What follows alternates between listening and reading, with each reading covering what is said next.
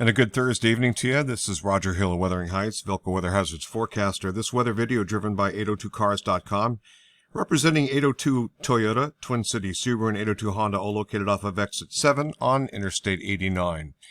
Rain is in the process to changing to snow. We can see the first indications there across the higher terrain of the Catskills, the southern Adirondacks, and then finally the Green Mountains. All of these reporting stations, of course, reporting rain, except for Lyndonville starting to report snow. I would discount that. It's still raining, I believe. It may have a little bit of a mix going on. But needless to say, the main area to watch is the sort of the southern and into the central Green Mountains, as a continued flux of moisture wraps around this area of low pressure that's off to the west of us in the upper levels. And this is going to be the name of the game before a surface area of low pressure begins to develop and then work its way into a loop-de-loop during the day on Friday. A couple different impulses will be taking place. Let's take a look at that through the modeling, and we'll start with the European. This is the brand new 18Z model run from 2 p.m. this afternoon, and this is valid currently at about 5 o'clock earlier this evening, showing basically starting to change over to a little bit of snow. And this is going to expand and spread over the region. This is valid at 8 o'clock. And then it would be by about 11 p.m. We start to see much of the higher elevations cross to the portions of New Hampshire starting to fill in with some decent snow. Still raining in the western valleys and across the northern tier regions. This is valid at about 11 p.m.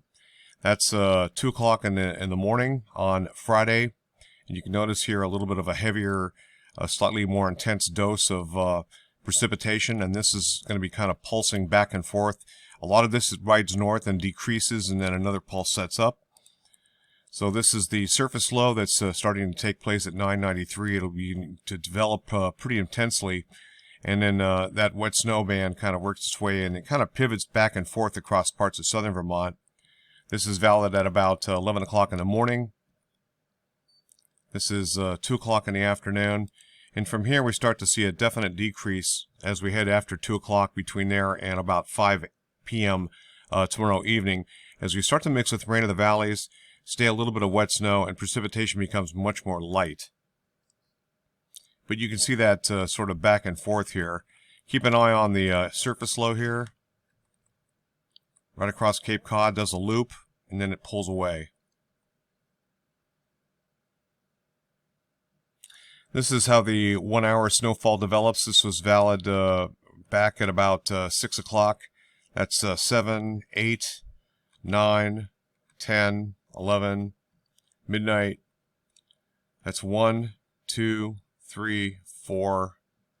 Finally 5 in the morning. Still kind of rotating around with the higher snowfall intensities. And then it kind of tries to expand again north and west, associated with that surface low beginning to develop.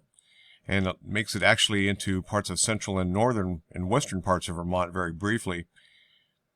And you can see that it's still kind of working around Keene. This is valid at about, that would be about 11 o'clock in the morning. That's noon. 1, 2, 3, 4. And then 5 o'clock, we start to really see a lot of decreasing intensity of snowfall. But the main areas to be affected. Looking at the HER model, the HRRR, what we can see here is the snowfall accrued. This is valid at about 11 o'clock this late evening. Continue to see that. And you can see that we're over 6 inches in some spots here. This is valid by 8 o'clock in the morning. That's 9, 10, 11, noon. And that's the last one we're going to have here. Some pretty healthy snowfall anyway along the spine of the east of the Green Mountains, and again, wet snow loading issues generally about Montpelier south. Roger Hill, Weathering Heights, thanks for watching.